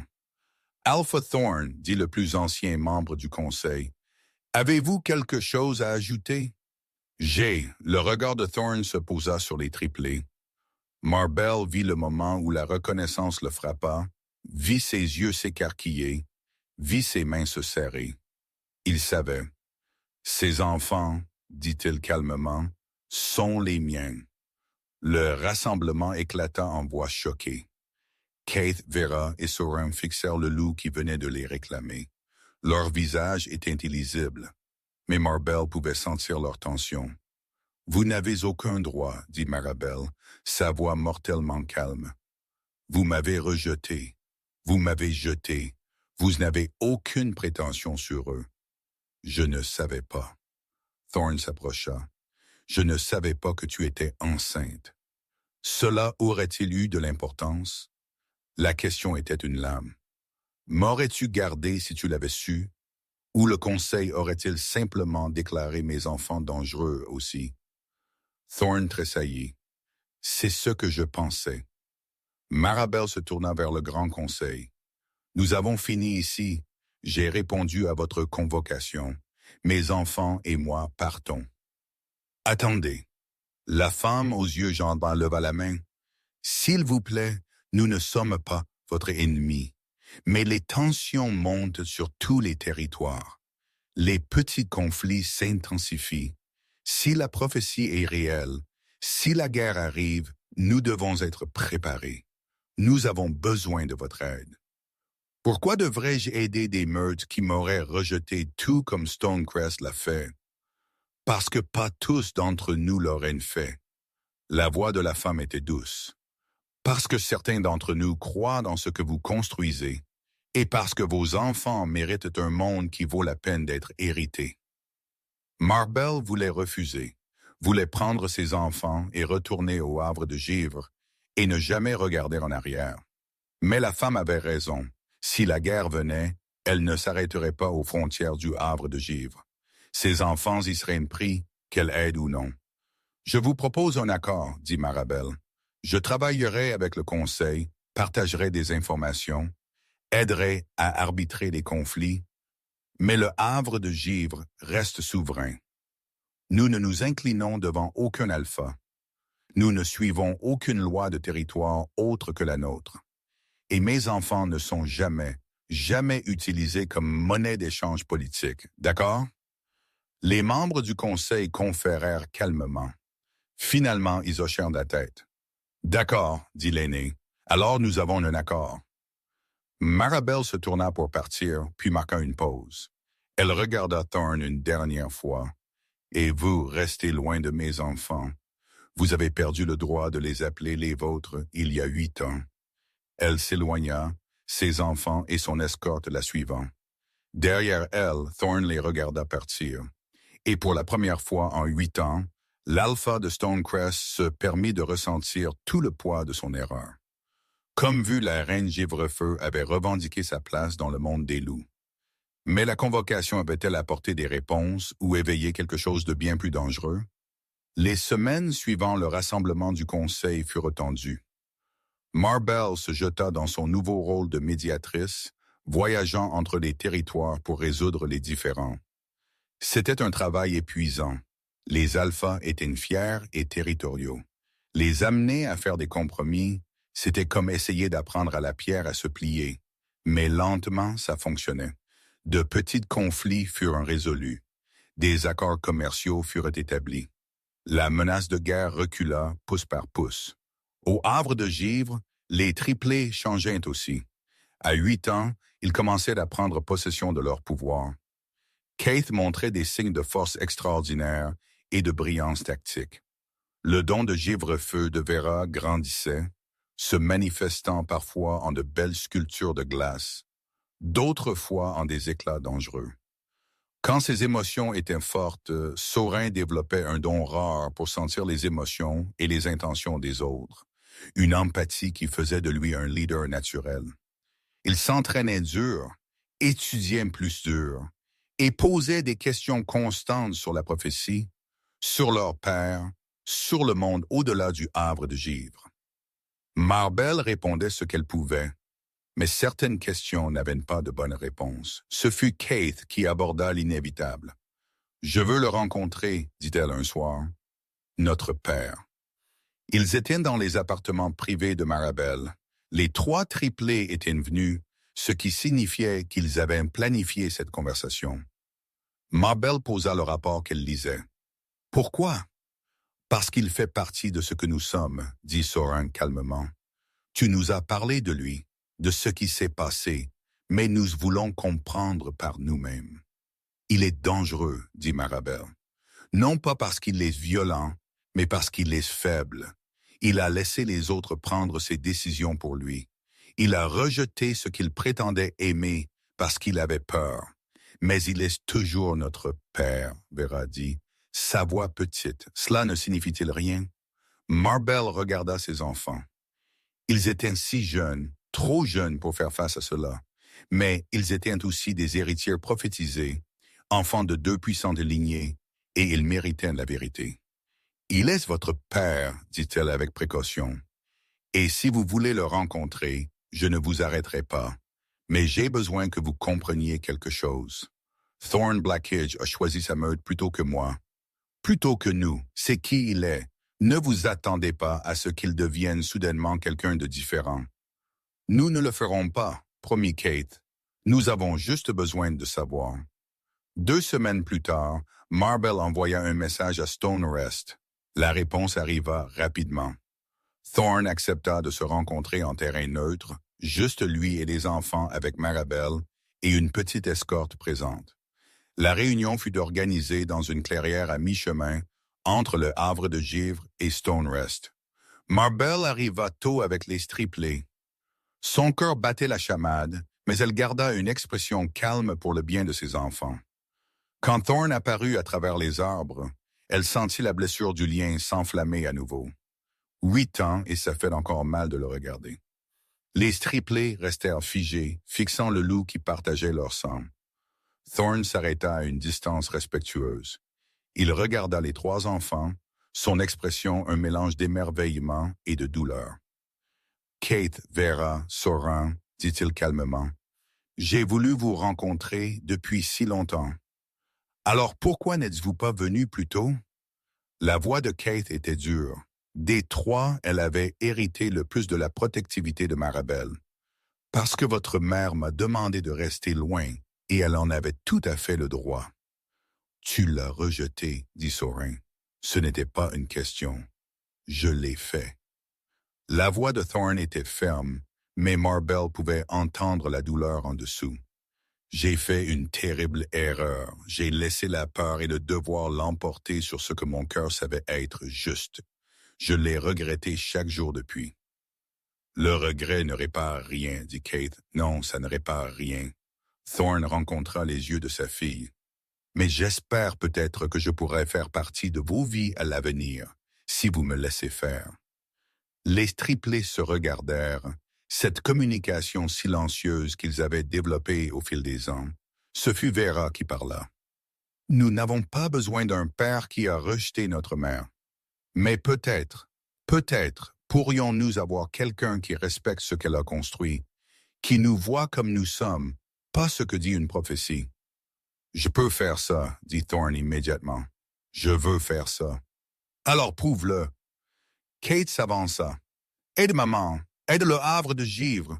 Montre-nous que tu as changé. » Thorn regarda Marabelle. « Acceptez-vous mon aide? » Chaque instinct lui criait de refuser. Mais elle vit l'espoir dans les yeux de ses enfants. Vit qu'ils avaient besoin de cela. Besoin de croire que leur père pouvait être quelqu'un qui valait la peine d'être connu. « Le Havre de Givre pourrait utiliser des alliés, » dit-elle avec précaution. « Si Stonecrest veut établir une alliance formelle, nous pouvons discuter des termes. »« Quels que soient les termes que vous voulez, » dit Thorn. « Ne faites pas de promesses que vous ne pouvez pas tenir, » avertit Marabelle. « Votre conseil n'aimera pas ça. »« Alors je changerai mon conseil. » Sa voix était ferme. « J'ai passé 8 ans à laisser les autres dicter mes choix. C'est fini. À partir de maintenant, je dirigerai selon ce qui est juste, pas ce qui est confortable. » C'était la bonne chose à dire, mais Marabelle avait appris à ne pas faire confiance aux mots. « Nous verrons, » dit-elle. Au cours des mois suivants, quelque chose d'inattendu se produisit. Thorn tint parole. Il restructura le conseil de Stonecrest, retirant les loups qui avaient poussé au rejet de Marabelle. Il établit des accords commerciaux avec le Havre de Givre qui bénéficièrent aux 2 meutes. Il arbitra les différends dans la région, utilisant son influence pour soutenir les changements que Marabelle tentait d'apporter. Et lentement, prudemment, il construisit des relations avec ses enfants. Il visitait régulièrement, apportait des cadeaux, racontait des histoires, leur enseignait leur héritage alpha. Marbell regardait avec des sentiments mitigés. Une partie d'elle était heureuse que ses enfants aient un père, mais une partie d'elle ne pardonnerait jamais à Thorn les années qu'il leur avait volées. « Il essaie, » dit Brenna un soir alors qu'elle regardait Thorn s'entraîner avec Sorin dans le terrain d'entraînement. « Je sais. Vas-tu le laisser continuer d'essayer? Marble resta silencieuse un long moment. Pour les enfants, oui, ils méritent de le connaître. Mais pour moi, le lien est brisé, Brenna. Certaines choses ne peuvent pas être réparées, même les liens liés. Surtout ceux-là parce qu'ils étaient insensés être incassables et qu'il a brisé le nôtre avec des mots et de la lâcheté. Marabelle se détourna de la fenêtre. J'ai construit une vie sans lui, une bonne vie. Je n'ai plus besoin de lui. Mais le besoin et le désir étaient des choses différentes. Et tard dans la nuit, quand Marabelle était seule dans ses appartements, elle se demandait parfois ce qui aurait pu être. Si Thorne avait été plus courageux, si le conseil n'était pas intervenu, s'ils avaient élevé leurs enfants ensemble, alors elle se souviendrait de la douleur de cette nuit de noces, l'humiliation, la solitude de ses premiers mois d'exil, et elle se rappellerait qu'elle était plus forte seule. La paix dura presque 1 an. Puis les attaques commencèrent. Petites au début, des pillards frappant les meutes frontalières, des lignes d'approvisionnement perturbées, des incidents violents isolés, mais ils escaladèrent rapidement. C'est coordonné, rapporta Jackson sombrement. Quelqu'un organise ces attaques, essayant de déstabiliser les territoires. Qui? Demanda Marble. Nous ne savons pas. Mais qui que ce soit, ils sont bons. Ils frappent vite, ne laissent aucune trace et ils ciblent spécifiquement les meutes qui se sont alliés à vous. Le sang de Marabelle se glaça. Ils essayent de punir les loups qui travaillent avec le havre de givre, ou essaient de commencer la guerre mentionnée par la prophétie. Les mots de la mystique résonnèrent dans l'esprit de Marabelle. Une grande guerre arrive et vos enfants sont les seuls qui peuvent l'arrêter. Elle avait pensé qu'ils avaient plus de temps, pensé qu'elle pourrait garder ses enfants en sécurité un peu plus longtemps, mais le destin, semble-t-il, avait d'autres plans. La première attaque directe sur le havre de givre survint 3 semaines plus tard. Marble se réveilla aux alarmes et aux cris. La fumée remplissait l'air. Elle bondit de son lit, se transformant déjà partiellement. Son pouvoir de givre-feu s'élevant instinctivement. « Les enfants !» cria-t-elle à Brenna, qui courait dans les couloirs, « déjà en sécurité dans la chambre forte. » Marble courut vers les murs. Ce qu'elle vit lui coupa le souffle. Une armée, au moins 100 loups, tous vêtus de fourrures teintes en noir, visages couverts. Ils avaient franchi les défenses extérieures et se frayaient un chemin vers l'enceinte principale. « Qui sont-ils » cria Tove par-dessus le chaos. « Je ne sais pas. » Les mains de Marble brillèrent d'une lumière froide, mais ils ne partiront pas d'ici vivants. Elle sauta du mur, atterrissant au milieu des assaillants. Le givre explosa vers l'extérieur. Des loups crièrent alors que la glace enveloppait leurs jambes. Marble combattit avec précision et fureur, son pouvoir et ses compétences de combat se combinant en quelque chose de terrifiant. Mais il y en avait tellement. Et puis elle le vit. Un groupe se séparant du combat principal, se dirigeant directement vers l'enceinte où la chambre forte était cachée. Ils étaient après ses enfants. Marble courut. Elle était plus rapide qu'eux, son désespoir lui donnant de la vitesse. Elle atteignit l'enceinte juste au moment où les assaillants défonçaient la porte. Les loups du havre de givre se battaient à l'intérieur. Jackson était là, saignant mais debout. Kilda aussi. Ils avaient formé une barrière protectrice devant la chambre forte, mais les assaillants continuaient d'arriver. Marble déchaîna tout. La température chuta. La glace se répandit sur toutes les surfaces. Ses yeux flamboyaient d'un bleu argenté et ses mains bougeaient selon des motifs qu'elle ne connaissait pas consciemment, comme si ses ancêtres givre-feu la guidaient. Un blizzard éclata à l'intérieur de l'enceinte. Quand il se dissipa, chaque attaquant était gelé solide. Pas mort, mais immobilisé, piégé dans une glace qui prendrait des heures à fondre. Marble chancela, le pouvoir la drainant. Les enfants, haleta-t-elle. Jackson ouvrit la chambre forte. Keith, Vera et Sorin émergèrent. Ils étaient indemnes, mais leurs yeux étaient grands d'effroi. Maman, Vera courut vers elle. Marble attrapa sa fille, la serrant fort. Les 2 autres rejoignirent l'étreinte. « Vous êtes en sécurité » murmura Marble. vous êtes en sécurité. Mais même en le disant, elle connaissait la vérité. Ce n'était que le début. La guerre les avait trouvés et rien ne serait plus jamais en sécurité. La question est, qui avait envoyé une armée pour voler les enfants prophétisés? Et le pouvoir de la reine Givrefeu serait-il suffisant pour les protéger de ce qui allait suivre? Les interrogatoires prirent toute la nuit. Marabel interrogea personnellement chaque attaquant capturé. La plupart refusèrent de parler, mais finalement l'un d'eux craqua. « Nous avons été embauchés, » admit le loup, « par quelqu'un des territoires centraux. Ils nous ont payés pour prendre les 3 enfants, disant qu'ils étaient trop dangereux pour être laissés avec une reine solitaire. »« Qui vous a embauchés ?» La voix de Marbel était de glace. « Je ne sais pas. Nous n'avons jamais vu leur visage. Toute communication se faisait par des intermédiaires. » Mais Marbel avait ses soupçons. Quelqu'un du Grand Conseil. Quelqu'un qui craignait ce que les triplés représentaient. Quelqu'un qui voulait contrôler la prophétie plutôt que de la laisser se dérouler naturellement. Elle envoya des messages à chaque meute alliée, demanda chaque bavard. En 3 jours, elle avait rassemblé suffisamment de preuves pour exiger un autre rassemblement du Conseil. Cette fois, elle ne serait pas convoquée. Elle les convoquerait. Le Conseil se réunit à nouveau, mais l'atmosphère était entièrement différente. Marbel se tenait au centre du cercle, ses 3 enfants à ses côtés. Mais elle n'était pas seule. Derrière elle se tenaient des représentants de 40 meutes. Petites meutes, meutes frontalières, mais aussi certains des territoires de niveau intermédiaire. Tous alliés au havre de Givre, tous fatigués des anciennes manières. Quelqu'un de ce conseil, dit Marbel sans préambule, a engagé des loups pour attaquer le havre de Givre, pour kidnapper mes enfants. J'ai des preuves. Elle présenta les preuves. Des témoignages des attaquants capturés, des dossiers financiers que son réseau avait découverts, une piste qui menait à l'un des territoires centraux. Le visage du membre du Conseil le plus ancien blémite. Ce sont de graves accusations. Ce sont des faits. Les yeux de Marbel flamboyèrent. Et j'en ai fini de faire semblant que les vieilles structures de pouvoir fonctionnent. Vous avez eu des siècles pour créer un système juste. Au lieu de cela, vous avez construit des hiérarchies qui récompensent la cruauté et punissent la compassion.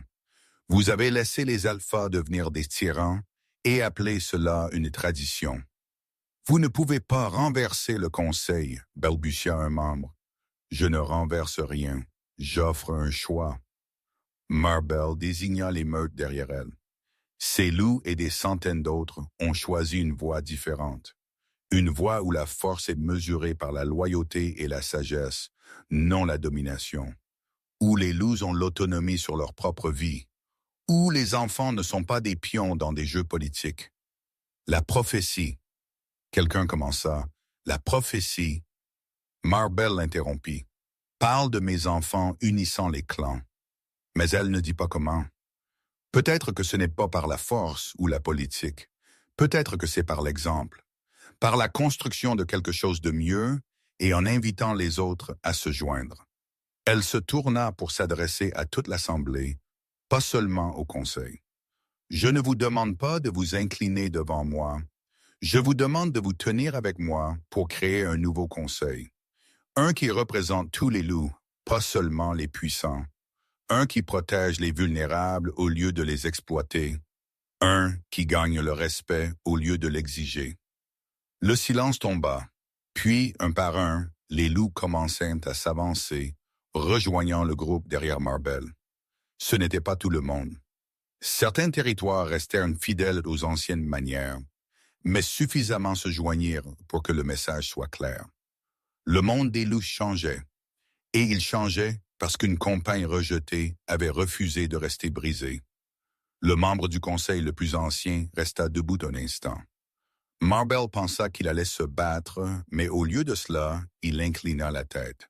« Peut-être, dit-il calmement, est-il temps pour de vieux loups comme moi de se retirer. Laissons une nouvelle direction nous guider vers une nouvelle ère. » Un par un, les autres membres du conseil acceptèrent. Un nouveau conseil fut formé, des représentants de tous les types de meutes, y compris le havre de Givre. La structure du pouvoir passa d'un contrôle centralisé à une coopération distribuée. Ce n'était pas parfait. Le changement ne l'est jamais, mais c'était mieux. Alors que le rassemblement se dispersait, Thorne s'approcha de Marabelle. « Tu l'as fait, dit-il. Tu as tout changé. » « Nous l'avons fait, corrigea Marabelle, désignant les loups autour d'elle. Il ne s'agissait jamais juste de moi. Mais tu as commencé. Tu as eu le courage de t'éloigner de ce qui était brisé et de construire quelque chose de nouveau. Thorne hésita. J'aurais dû avoir ce courage il y a 8 ans. Oui, tu aurais dû. La voix de Marabelle était douce mais ferme. Tu ne peux pas changer le passé, Thorne. Tout ce que tu peux faire, c'est être meilleur à l'avenir. Je sais et je le serai, pour nos enfants si rien d'autre. Marabelle regarda les triplés qui riaient avec d'autres jeunes loups de leur âge. Ils avaient 9 ans maintenant, grandissant si vite. Bientôt, ils seraient adolescents, puis adultes, puis prendraient leur place dans ce nouveau monde qu'ils avaient aidé à créer. Ils n'ont pas besoin que tu sois parfait, dit-elle à Thorne. Ils ont juste besoin que tu sois présent, cohérent, honnête. Peux-tu faire ça? Je peux. Il marqua une pause. Et toi, de quoi as-tu besoin? C'était une question chargée. Marabelle réfléchit à la façon de répondre. La vérité était qu'elle n'avait pas besoin de Thorne, n'avait pas eu besoin de lui depuis des années. Elle avait construit une vie, une meute, un héritage sans lui. Mais le besoin et le pardon étaient des choses différentes. « J'ai besoin que tu sois un bon père, dit-elle finalement. J'ai besoin que tu soutiennes les changements que nous faisons. Et j'ai besoin que tu acceptes que ce que nous avions, le lien que nous avons perdu est parti. Il ne peut pas être récupéré. » La douleur traversa le visage de Thorne, mais il hocha la tête. « Je comprends. Bien. » Marabelle se tourna pour partir, puis marqua une pause. « Mais peut-être qu'un jour nous pourrons être amis, des coparents qui se respectent mutuellement. C'est le mieux que je puisse offrir. » « C'est plus que ce que je mérite, » dit Thorne calmement. Alors que Marabelle s'éloignait, elle sentit un poids se lever de ses épaules. La blessure du lien qui lui avait fait mal pendant 9 ans était enfin vraiment guérie. Non pas parce que le lien était restauré, mais parce qu'elle avait fait la paix avec sa perte. Elle avait été rejetée, exilée, laissée enceinte et seule. Et elle avait transformé cette douleur en pouvoir, cet exil en royaume, cette solitude en une famille de son choix. Les triplés coururent vers elle, leur visage lumineux d'excitation. « Maman, l'ancienne Fenwick veut nous enseigner les vieilles histoires, » dit Soren. Et Tove a dit, « Nous pouvons aider à planifier le prochain rassemblement, » ajouta Kate. Vera serra simplement Marabelle fort, le givre scintillant inoffensivement à ses doigts. Marabelle serra ses enfants contre elle et regarda l'assemblée de loups.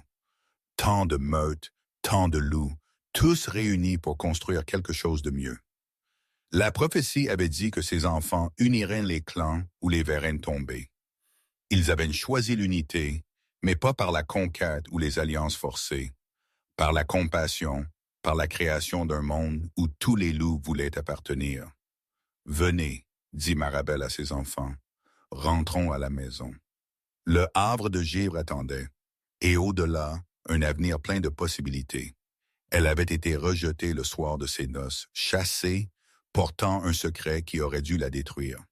Au lieu de cela, il l'avait faite reine, et ses enfants, ces précieux triplés nés de rejet et de l'exil, étaient devenus le pont entre l'ancien monde et le nouveau, non pas parce que la prophétie l'exigeait, mais parce que l'amour, la loyauté et le refus de se briser les avaient forgés en quelque chose d'extraordinaire. La reine Givrefeu et ses héritiers, une famille qui avait changé le monde. 10 ans plus tard, Marabelle se tenait sur les murs du havre de givre, regardant le lever du soleil. L'établissement était devenu une vraie ville. Des loups de tous les territoires vivaient ici maintenant, attirés par la promesse d'égalité et de respect. Les triplés, maintenant âgés de 19 ans, se préparaient à s'embarquer pour leur propre voyage. Kate devenait une guerrière d'une habileté légendaire. Vera avait maîtrisé son don de guivre-feu et enseignait aux autres. Sorin était un diplomate doué, médiatisant déjà les conflits entre les meutes éloignées. Ils étaient tout ce que Marbell avait espéré qu'ils deviendraient, forts, gentils, sages au-delà de leur âge. Fiers, demanda Brenna, la rejoignant sur le mur. Au-delà des mots. Vous devriez l'être. Vous les avez bien élevés. Marbell sourit. Nous les avons bien élevés. Tout le havre de Givre. C'était vrai. Les striplés appartenaient à toute la meute. Ils avaient été élevés par des douzaines de loups, chacun contribuant de la sagesse et de l'amour. C'était la vraie force de ce qu'ils avaient construit. Pas un seul leader, mais une communauté. Ils partent bientôt, dit doucement Marbell. Ils reviendront. Je sais, mais c'est toujours difficile. Brenna serra son épaule. C'est la parentalité. Les aimer suffisamment pour les laisser partir. Marbell regarda ses enfants dans la cour en bas, riant, et s'entraînant et vivant les vies qu'elle avait tant combattues pour leur donner. Elle avait été rejetée, brisée, laissée avec rien d'autre que 3 minuscules battements de cœur et une détermination à survivre. Et elle avait bâti un royaume à partir de cette douleur. Pas pour la vengeance, bien qu'elle ait été tentée, pas pour le pouvoir, bien qu'elle l'ait revendiqué, mais par amour pour ses enfants, pour chaque loup à qui on n'avait jamais dit qu'il n'était pas assez, la reine Givrefeu et ses héritières prophétisées. Preuve que les brisés pouvaient devenir incassables, que les rejetés pouvaient devenir irremplaçables, et que parfois les plus grandes histoires d'amour ne concernaient pas les liens restaurés, mais la force de forger de nouveaux liens à partir des cendres des anciens. Marbell sourit alors que le soleil se levait sur son royaume. Elle était assez. Elle avait toujours été assez, et ce fut la plus grande victoire de